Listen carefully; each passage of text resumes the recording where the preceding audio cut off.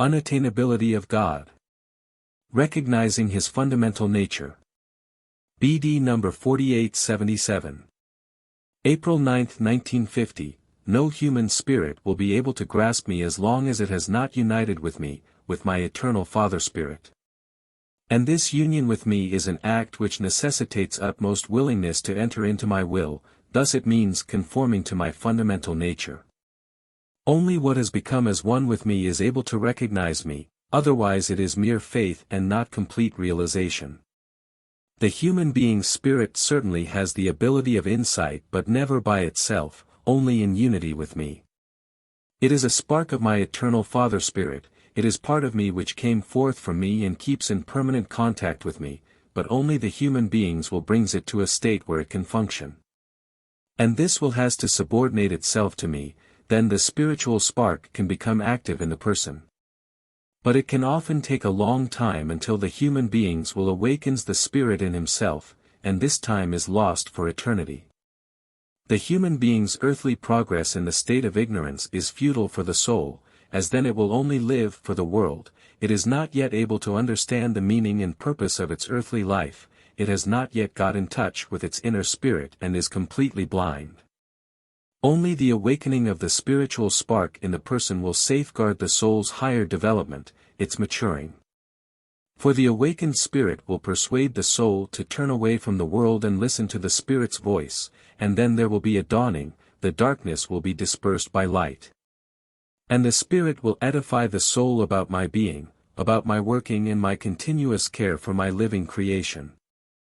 Then the person's spirit will guide him into truth, it will convey knowledge to him which he cannot receive from an external source, since it would be presented to him incomprehensibly or he would not be able to grasp it.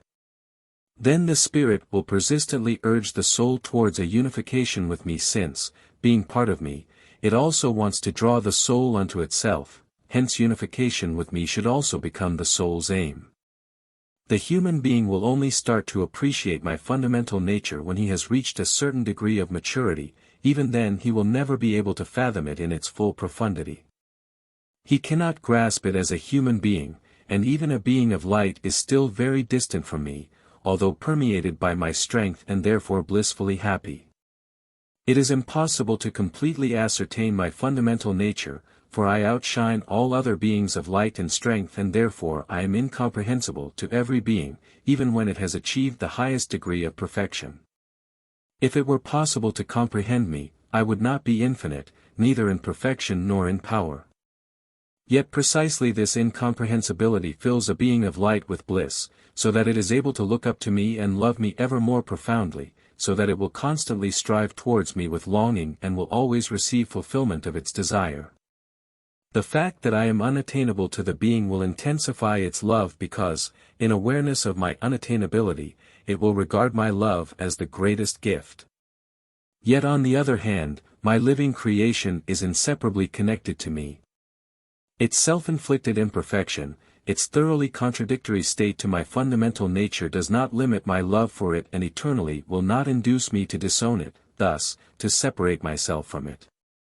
Irrespective of how unattainable I am to the being, it is nevertheless connected to me, it belongs to me, because it originated from my strength and thus is a fundamental part of myself. And this togetherness shall now find its culmination in the conscious unity on the part of the being. By striving to reach me it should put itself into the state of bliss because, in order to feel my love and experience it as bliss, the beings must be totally inclined towards me. There must be no opposition in the being whatsoever. It has to want to reach me in order to be lifted up by me, and this lifting up, this drawing to me, is a never-ending state in eternity. The being will never reach the final goal, yet it will constantly come closer to me. This certainty is still incomprehensible to you as human beings on earth. However, the being's bliss rests in its continuous desire and fulfillment. A completely satisfied being would no longer be able to feel desire and therefore also miss the elation of fulfillment. But I want my children to strive for me at all times, I constantly want to give to them and therefore also want to be constantly desired.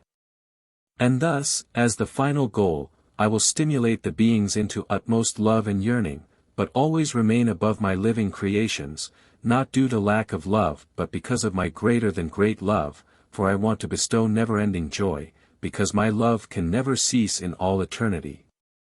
Amen.